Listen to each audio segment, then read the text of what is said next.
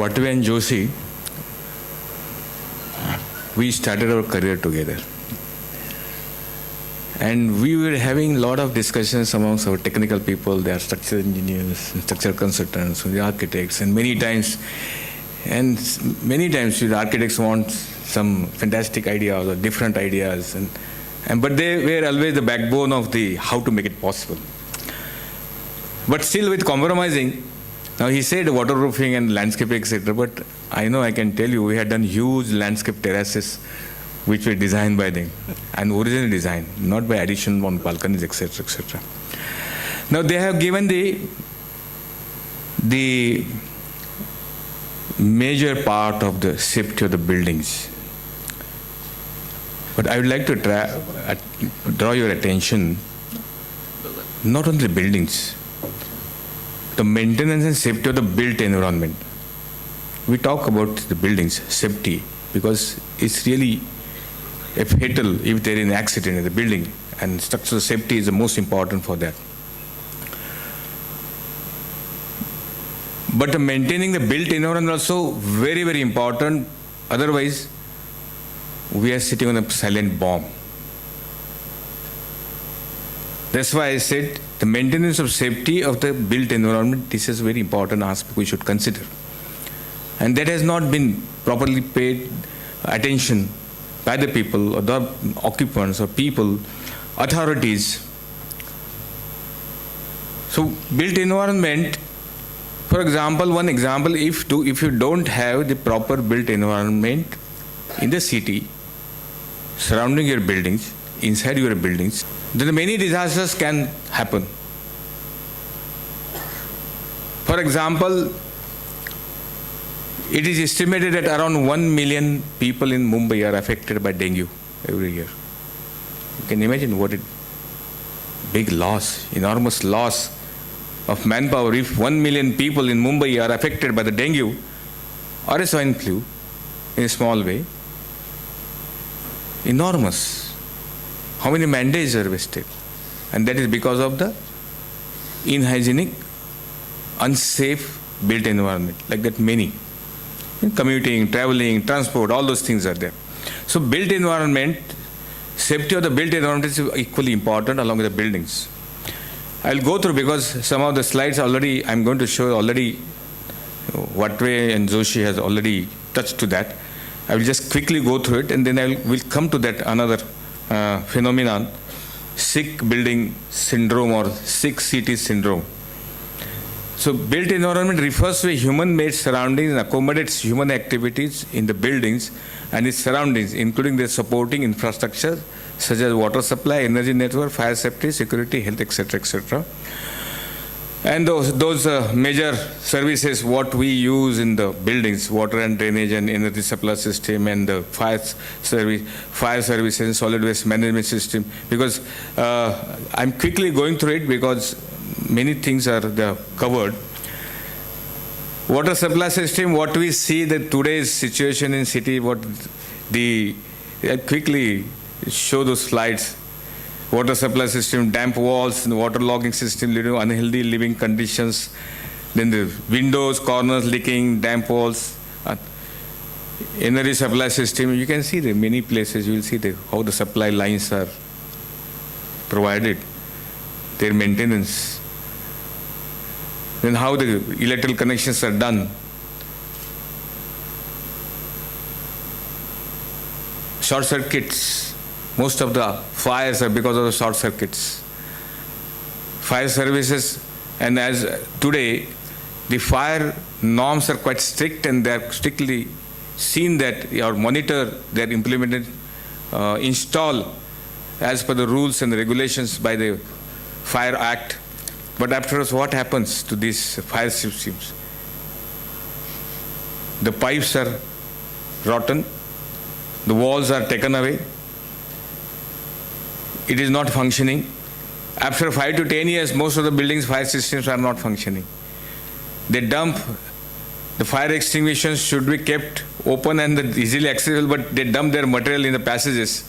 So it is not accessible for the people when in case of any fire. Education about the fire safety is one of the most important thing, and it is to be done quite rigorously, voluntarily also, and authorities also pay attention to that.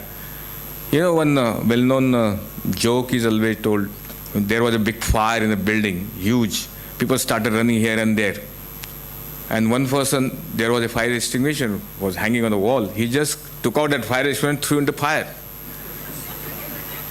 He was not knowing how to use the fire extinguisher. And opening the fire wall, etc., fire hose reel, etc., that is again very difficult. People don't know, even when they don't know how to use the fire extinguisher. It's a fact. So training of the people of the fire disaster, people should know how to use it, or at least they should be literate enough to having the layouts of the fire escape, etc., etc. Because now it is mandatory to provide fire escape staircases, then fire lifts, etc. So that has to be, all the occupants of the buildings are to be educated about the fire norms and fire solutions. The fire safety norms, there are many. They are not touched, that's why I am touching to this. National Building Code has a separate section dealing with the fire and fire safety, quite comprehensive section. The code specifies the construction, occupancy and protection features that are necessary to minimize the danger to life and property from fire. Separate norms are provided with respect to the use of buildings, and fire norms are prescribed based on the height of the buildings. They are very specific about the proportion of the fire buildings. Intensive fire safety precautions are to be taken, are to be provided. And it includes various necessary systems like automatic fire detection, automatic sprinkler system for high-rise buildings, emergency lighting systems, fire doors, fire exits, horizontal exits, travel distances are also, the specific fire distance you have to maintain in the buildings. Use of non-combustible materials above the fire building more than 15-meter height. But all these things are to be taught to the people. They should educate it for that. Then another thing is when you come to the built environment, solid waste management is one of the areas of concern. We are so ignorant about the solid waste management. We throw our garbage, it's not segregated, it's not collected, and creates lot of hazards as well as the inhygienic conditions. You will find the public garbage bins where you inhumane scenes. People are there, cows are there, dogs are there, pigs are there, and they are trying to find out from that garbage.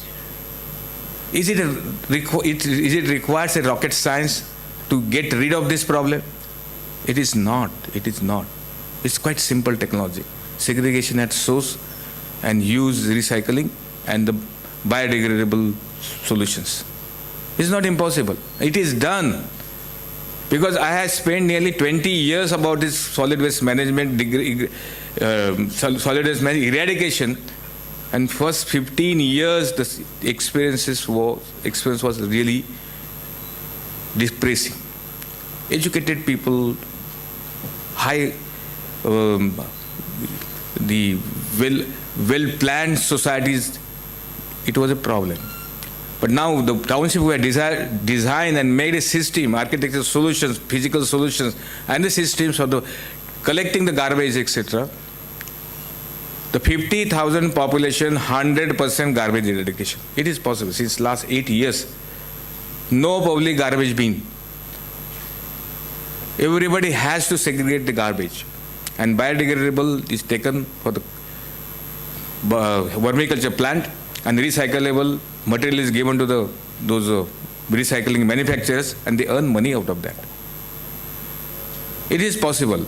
Even foreign countries, what we say, we talk about Singapore, we talk about Europe, what is it? Systems are already very simple systems. But this has to be implemented for the built environment. Garbage is the biggest problem. In Bombay, you see everywhere when you walk, when you talk, when you travel, you see this problem. Entire Bombay or part of Bombay will see all the garbage bins, or it's like a whole city with the garbage. These are those segregation systems, and even refuse chute, tall buildings is a problem of maintenance. Some are really installing very good system for the refuse chutes that segregated garbage can be. But if those So if your shoots are not maintained properly, it becomes a big hole for the cockroaches and the ants and the insects. Now, external environments, as you said, we have the external environment with the water logging, water ponds. There are breeding grounds for mosquitoes. There have to be this inbuilt environment has to be. We have to pay attention. At least surrounding area, in our area, what can be done?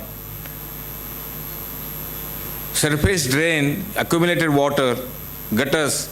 They are the breeding grounds for mosquitoes. And that I told you, one disaster. If 1 million people in Mumbai are affected by the dengue, 1 million into they waste at least 1 week to 2 weeks because of the dengue. That means 150 million man days are wasted. What an enormous loss. But it is possible if you pay attention properly to this. These are all the filthy area. I'm showing you all slides from Mumbai. Result of poor maintenance, they have mentioned, result of poor maintenance and safety. Because of serious ignorance about the maintenance of buildings and built environment, it results into sick building syndrome. This is a syndrome we call sick building syndrome because the entire building is sick. The sick building syndrome is used to describe a situation in which occupants of the building experience acute health or comfort-related effects that seem to be linked directly to the time spent in the building. As much as you stay in those buildings, you feel sick. Your health is deteriorated. You don't feel that you have energy to do anything because the entire building is sick. No light ventilation, garbage is dumped, mosquitoes are there, dust is gathering, trees are growing on the buildings, water is leaking, drainage lines are broken. How people will sustain or how people will feel healthy if they are staying in such buildings? The basic causes for this sick building syndrome is poor maintenance, as I told, poor indoor air quality, poor hygiene and cleanliness indoors as well as outdoors, poor day lighting. I think last month only there was a news that the Mahada colony allottees, they refused to take the possession of those flats because there is no light ventilation for the apartments. They refused. Vastu Shastra, they were telling about that, Vastu Shastra, etc. But what we refer to, old Vastu Shastra, if you, even now we refer that also, what it says that the buildings which has got a good light and ventilation, that is a beautiful building. This is a statement in the Samarangan Sutragar, which is a basic Vastu Shastra scripts. The building which has having a ample light and ventilation, that building is a beautiful building. And first priority should be given to that. That is a statement in the Vastu Shastra. But people now, that is another different big topic about the Vastu Shastra. Let us not touch to that. Unmaintained building, wizard and atmospheric conditions, the structural safety, what he has mentioned, all those things, structural safety, I will just keep it. As is shown, the trees growing on the buildings. And building audit, now, which is the most neglected part of the maintenance and the safety of the buildings, is a building audit. All buildings, what we construct, especially are designed by the architects and the structural designers. Those buildings will have a long-lasting life if you maintain it properly. And building audit is one of the important factors into that. There has to be involvement of the people, government, or concerned authorities for the maintenance of the building. People on their own, they should come out and they should say that we have the maintenance manual and we are going to follow rigorously that manual. And same thing, if they don't do, there is requirement some policing. But policing should be 10 to 15%, 20%, but 80% people's involvement is required. But people are most ignorant. We don't pay attention. Why to spend money for the petty things? And buildings in Mumbai, you find buildings which were constructed 30, 40 years back. They constructed and they never painted. Even simple, take the matter of a painting of the building. And while painting, you automatically repair the drainage lines, water lines, electrical lines. Automatically it happens. But you will find 90% buildings in Mumbai are not painted for nearly 30, 40 years. There has to be some manual. There has to be some rules, and we should follow that. The building audit is scrutiny of the building elements. This should be carried out on a regular basis. Ensures safety, security, and health of the buildings. I'm specifically adding the health of the building, because many people unauthorizedly, unknowingly cover the buildings. They install huge cages around the buildings, grills to put some pots there, or occupy more space or get more space. It looks ugly, as well as it gives a really damage. It really damages the buildings. Each project should have a maintenance manual. As he explained, a small car we take at 4-5 lakh rupees car, and you get a very comprehensive maintenance manual. Why not a flat? It must be made mandatory. Every builder or reputed builder or any developer has to make it practice. And if they don't give, the consumers should be aware that they have not given, and they can sue them. There should be law enforcement over the building maintenance for a model maintenance manual given to be every project. Based on the audit there should be action program for the maintenance. Manual is there. You know how many people who have bought cars, even they might have bought the Mercedes also or BMW also, but how many people open it and see the manual? That is also a matter of investigation. Same thing. Even though the manual is given, it should be studied, it should be implemented, and there has to be a regular action program for that. And overall, the structural audit is the backbone of the entire maintenance system. Periodical and effective measures should be adopted for the structural safety. Painting, preventive maintenance is another aspect to be paid before anything disaster happens. Prevention is always better than cure. Now, I will leave the remaining time for the question and answers, but let me touch to a couple of things. Nowadays, we talk about the smart cities and everywhere, from Gully to Delhi, smart cities. But what are the smart cities? According to me, smart city has to be livable city. When you live in any city, it has to be livable city. And the safety and security is the most prime objective of that city. And for that, you have to create a built environment. Of course, in smart city, they are only paying attention to using the technology, etc., etc., etc. But using a most modern technology is not going to be sufficient unless until the people are involved into that to maintain that or implement that. Last week only there was a news in Pune Municipal Corporation spent 15 crores on CCTV cameras. They are not functioning. System failed. The education of the people is most important about the security, safety, and how to maintain the livability of our city. And there is no requirement of rocket science. Very simple technologies, very simple systems are available. What is required is a willpower of the people and authorities and policymakers to do that. Friends, I am really happy Suchita Dalal and they have, and especially the Sunil Bajaj, he really after us to come and say something about that. Because they are having the money life, they are always talking about money life, finance, etc., etc. But that is the money in. And real estate is real estate. It's a wealth. Part of life. Part of life. Along with the money, it is real wealth, not just money. So if you want your house, your colony, your city as a wealth, asset of a city, asset of the country, then we have to do this.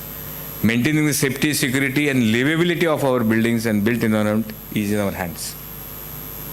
Even the people, government is also in your hand. If you pressurize the government, they will have to pass the laws, legislation for that. This is very, very sensitive issue, and we are working. I'm working especially for this, because the first public garbage to remove, which was near my house, it took nearly 10 years. And after 10 years, I found solution, and I made a system in a city which is having 10,000 apartments and 50,000 population, totally garbage eradication there. No smoking on the roads, smoking zones are there. Totally built environment is maintained, and automatically it creates the impact on the life of the people. Even they are smokers, they don't smoke because nobody is smoking there. Such a beautiful environment is created. Smoking, they feel that something is condemning to them. So that can be done. The people's involvement is there. So I'm really happy so many people have come here and showing concern about this topic. And this shows the indication of people are really becoming aware of that. It can be done. It can be done. Thank you. Thank you very much.